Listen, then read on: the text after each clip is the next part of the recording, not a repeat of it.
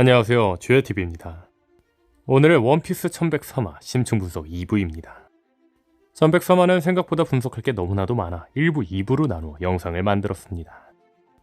혹시나 2부를 먼저 보시는 분들 중 이걸 왜 분석 안 하지라고 생각하시는 분들은 원피스 1103화 심층 분석 1부를 참고해주세요. 영상 바로 시작합니다. 1103화 심층 분석 2부의 첫 번째 주요 장면은 쿠마가 남긴 보니의 선물입니다. 쿠마가 보니에게 준 선물은 사파이어가 가운데에 있는 태양의 목걸이입니다. 태양을 숭배하는 쿠마인 만큼 보니에게 태양의 목걸이를 남겨준 걸로 보입니다. 다만 제가 여기서 주목한 건 베가펑크는 이 목걸이가 부적이라고 말했었다는 겁니다. 떡밥적으로 생각해본다면 이 목걸이가 어떤 능력을 갖고 있을 수도 있다는 거죠. 다시 말해 보니가 위험에 처했을 때 이 목걸이가 작동할 수도 있다는 겁니다. 물론 이 부분은 아직 뭐라 하기에는 단서가 많이 없는 만큼 조금 기다려봐야 될 것 같네요. 다음 주요 장면은 에그헤드 상황에 대한 신문을 보고 이야기하는 사람들입니다. 사람들은 이야기합니다. 사왕이 되지 않아 얼마 되지도 않아 농성이라니.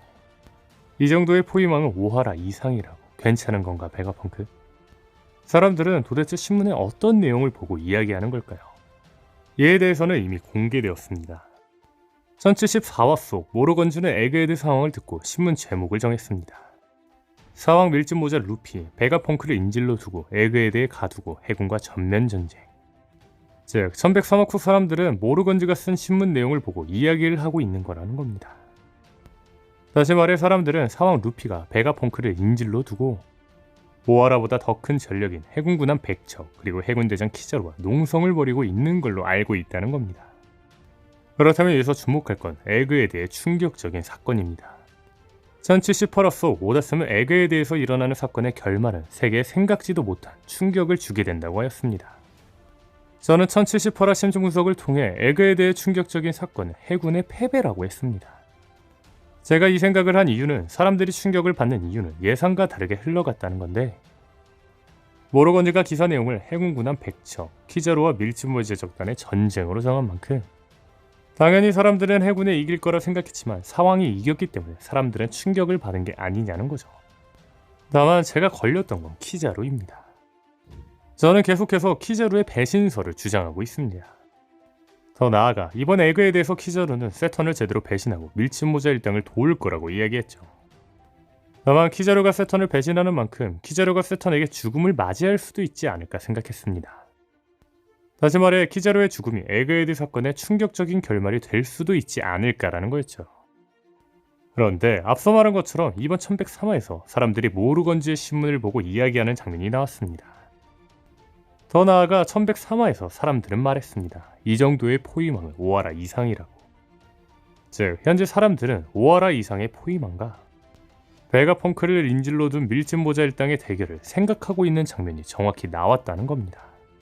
다시 말해 사람들이 에그헤드 사건에 대해 생각하고 있는 장면이 나온 건 이 사람들의 기대와 다르게 흘러가는 게 충격적인 사건 정체의 떡밥이 아니냐는 겁니다.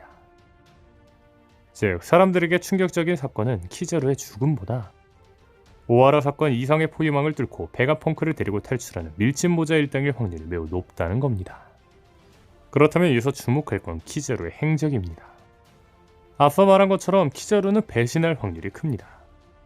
그런데 이번 1103화에서 키자루는 루피가 회복되도록 음식을 준 걸로 추정됩니다. 더 나아가 1103화에서 키자루는 세턴의 진실을 모두 알았습니다. 즉 키자루는 세턴을 배신할 확률이 더 커졌다는 거죠. 제 가설이 맞다면 키자루는 루피 일행을 도와줄 겁니다. 여담으로 현재 세턴은 고기를 먹고 있는 해군들에게 해루석 수갑을 채우라고 지시했는데 현재 밀짚모자 일당들이 모두 세턴에 의해 못 움직이는 만큼 이를 키자루가 막을지도 모르죠. 다시 들어와 에그헤드 사건의 충격적인 결말이 세턴을 배신한 키자루의 죽음이 아니라면 키자루도 밀짚모자 일당과 함께 써니오를 타고 에그헤드를 탈출할 확률이 크다는 겁니다. 그런데 우리가 생각해볼 건 루피 일행이 키자루와 힘을 합쳐 세턴을 쓰러뜨린다고 쳐도 오하라 이상의 포위망 해군 군함 100척을 어떻게 뚫고 에그헤드를 탈출하냐는 겁니다. 사실 베가펑크의 계획은 베가포스 1이 써니오를 태우고 밖으로 날아가는 거였습니다. 하지만 베가포스 1이 파괴된 만큼 써니오가 탈출하기에 매우 힘든 상황이죠. 그렇다면 주목할 건 다음 주요 장면 드래곤과 쿠마의 대화입니다. 이반코프는 쿠마가 어디로 간 것 같냐는 드래곤의 질문에 답합니다. 놔라면 즉시 마리주아로 뛰어들겠지만. 이에 드래곤은 말하죠. 쿠마는 달라. 녀석이라면 역시. 드래곤이 쿠마가 간 곳이 어딘지는 답하지는 않았지만 오데스미 드래곤의 마지막 말을 공개 안 한 걸로 보아 드래곤은 쿠마가 에그헤드로 간 걸 예측하고 있습니다. 그렇다면 우리가 생각해 볼 건 드래곤과 이반코프의 대화 시점입니다. 쿠마는 사보와 혁명군에 의해 다시 혁명군에 돌아왔지만 1067화에서 뜬금없이 마리주아로 사라졌습니다. 그런데 1067화에서 쿠마가 사라진 날 에그헤드에는 루치 일당이 잠입을 했습니다. 그리고 루치가 에그헤드에 도착한 건 하루 전입니다. 즉 드래곤과 이반코프의 대화 역시 쿠마가 사라진 날, 다시 말해 세턴이 침입한 날 하루 전일 확률이 높다는 거죠. 그렇다면 우리가 생각해 볼 건 하루 뒤 에그헤드 당일에도 드래곤과 이반코프가 계속 같은 곳에 있다고 말할 수 없다는 겁니다. 더 나아가 오다쌤이 굳이 드래곤의 하루 전 시점을 보여준 건 드래곤이 다음날 어디론가 이동했다는 떡밥이 아닐까요? 저는 개인적으로 이번 에그헤드에 드래곤이 등장할 확률이 높다고 생각합니다. 결정적인 이유는 앞서 말한 써니오가 에그헤드를 탈출할 수 있도록 군함 100척을 누군가 해치워줘야 하기 때문이죠. 여러 번 말했지만 드래곤은 현재 소용돌이를 일으키는 불의 상처의 남자로 추정되는 만큼 드래곤이 에그헤드에 등장해 루피가 로그타운 때처럼 항해할 수 있도록 소용돌이로 해군 군함 100척을 침몰시키지 않을까요? 분명한 건 아들밥으로 드디어 밝혀진 드래곤이 신문을 통해 루피의 상황을 본다면 드래곤이 에그헤드에 등장하는 건 전혀 이상한 일이 아니죠. 다음 주의 장면은 지니에게 청홍린을 만든 세턴입니다. 세턴은 말합니다. 네 어머니에게 약물 실험을 한 것 또한 나다. 그렇다면 주목할 건 1098화서 본의를 진찰하던 의사의 대사입니다. 의사는 말합니다. 청홍린은 최근 들어 매우 드물게 들려오는 병으로 이번 1103화를 통해 청홍린은 세턴이 의도적으로 만든 질병으로 밝혀졌습니다. 즉 하계에서도 계속 드물게 병이 나오고 있는 이유는 세턴이 지니뿐만 아니라 여러 명에게 인체 실험을 하고 있던 거라는 거죠. 진짜 인간이 아니네요. 다만 제가 이야기하고 싶은 건 세턴이 왜 청홍린이라는 약물 실험을 했을까입니다. 저는 1098화 심층 분석을 통해 청홍린이 세계정부가 만든 병이 아닐까라고 추측했었습니다. 청홍린의 증상은 햇빛, 달빛, 그 모든 자연적인 빛을 쬐면 돌이 넓어지는 병입니다. 그렇다면 여기서 주목할 건 세계정부에게 태양의 신 니카는 최대의 적이라는 겁니다. 즉 청홍린은 태양의 신을 숭배하는 자들을 배척하기 위해 만든 병이 아니냐는 거죠. 물론 니카가 태양의 힘을 사용하는 장면은 나오지 않았지만 태양의 신에 태양이라는 이명이 있는 만큼 니카는 태양과 관련된 힘이 있을 거로 보이죠. 이 가설이 맞다면 이 병은 태양의 신 니카를 숭배하는 자들을 벌하기 위해 만든 무기인 걸지도 모른다는 겁니다. 물론 파란 멍이 들며 실패라고 말한 걸로 보아 이 부분은 좀 더 지켜볼 필요가 있을 거로 보이죠. 다음 주의 장면은 본의를 구하기 위해 달려오는 쿠마입니다.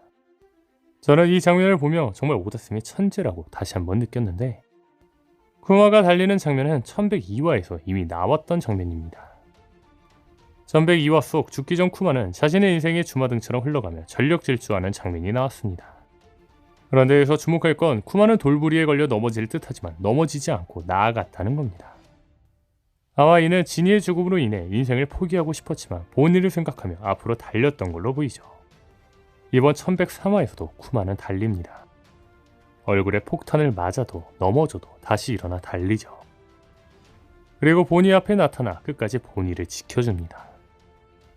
1102화의 달리기 장면은 본의 앞으로 달려간다는 1103화 장면의 복선이었던 걸로 보이네요. 영상을 만들면서도 눈물이 앞을 가리네요. 다음 주의 장면은 본의를 구하며 세턴을 공격하는 쿠마입니다. 저는 이 장면을 보며 드레스로자가 생각났습니다. 레베카의 아버지 키로스는 슈거의 능력이 풀리자 나타나 도플라빙고를 공격했습니다.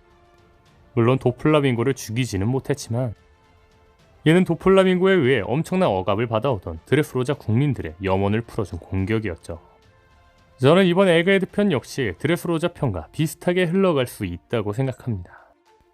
다시 말해 쿠마가 세턴을 공격하며 세턴이 날아가지만 쿠마가 세턴을 제압하지는 못할 겁니다. 즉 도플라밍고를 제대로 상대하는 건 키로스가 아닌 루피인 것처럼 세턴을 상대하는 건 쿠마가 아니라 루피일 거라는 거죠.